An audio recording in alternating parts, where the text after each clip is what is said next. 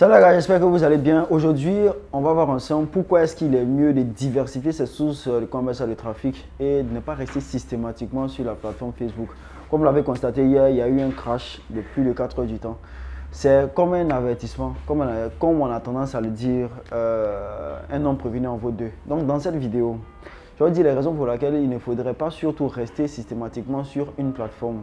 Vous allez voir aussi les dangers que vous pouvez avoir en restant ou bien en se focalisant seulement sur cette source de trafic. Pour ceux qui sont nouveaux sur la chaîne, moi c'est Ismaël Soumaro. Ça fait maintenant plus de 3 ans que je fais de l'e-commerce. Donc je partage mon quotidien et tout ce que j'apprends généralement sur l'e-commerce en Afrique, le marketing et tout ça. Donc si ça t'intéresse, abonne-toi et partage massivement cette vidéo. Sur ce, je pense qu'on va aller rapidement pour la vidéo.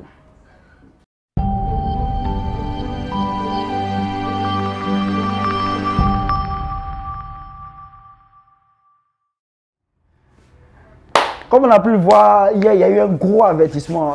Il y a eu un crash de près de 4-5 heures du temps sur Facebook. Dans la précédente vidéo, j'avais dit qu'il était très dangereux d'être seulement sur cette plateforme. Il y a des personnes, par exemple, qui préconisent d'avoir une page Facebook et, par exemple, d'envoyer les gens sur WhatsApp. WhatsApp, Facebook et Insta, c'est la même plateforme. Donc, vous pouvez concevoir la dangerosité de ce choix-là. Pour le moment, ce crash-là vous a permis un peu de visualiser ce qui peut réellement arriver si vous restez seulement sur ces plateformes. Pour des personnes qui veulent avoir un business qui est assez solide et généralement, ils doivent faire le choix d'avoir un site internet pour sortir de ce système-là. Normalement, Facebook, Insta, je dirais peut-être TikTok, c'est des plateformes, c'est des sources de trafic. Ce n'est pas les boutiques, au fait. Vous voyez ce que je veux dire? Il y a des gens qui ont l'impression que c'est les boutiques, ils doivent systématiquement rester là-dessus. Facebook cherche seulement à garder les gens au maximum possible, par exemple, sur la plateforme. Raison pour laquelle ils ont créé des boutiques. Ils ne veulent pas que les gens sortent. Or, c'est très dangereux pour quelqu'un de rester sur une plateforme parce que vous n'êtes pas, la plateforme ne vous appartient pas. Du moins que la plateforme ne vous appartient pas, il y a toujours un risque. S'il y a un problème avec, ça veut dire qu'automatiquement vous êtes éjecté. Donc, ce que vous devez faire, vous devez créer quelque chose qui est externe à cela pour permettre réellement, s'il y a un problème, de ne pas être affecté, même si vous êtes affecté, de ne pas être affecté au moins à 100%. Raison pour laquelle, moi, ce que je préconise, c'est d'avoir un site internet et au moins, au minimum, savoir deux sources de trafic. C'est-à-dire, vous avez une page Facebook, mais au-delà de ça, vous avez aussi peut-être un TikTok ou un comme ça, ou du Google Ads ou du SEO et tout ça.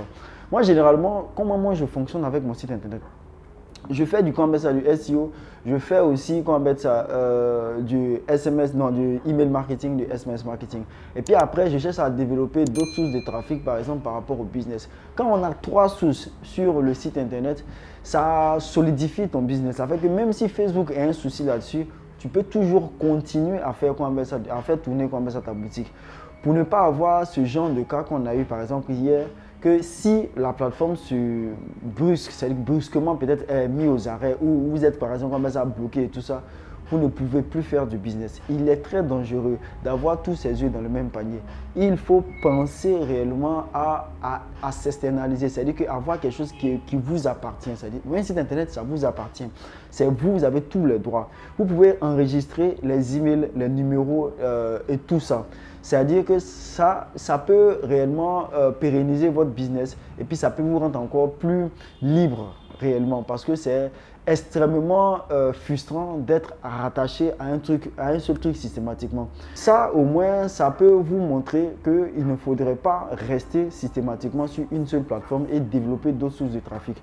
C'était un peu mon conseil du jour et j'espère réellement que vous allez commencer peut-être en 2022 à pouvoir développer d'autres sources de trafic pour avoir un business plus stable et plus ça prospère. Donc sur ce, ça m'a fait super plaisir de partager cette vidéo avec vous. On va se dire à très bientôt pour une autre vidéo.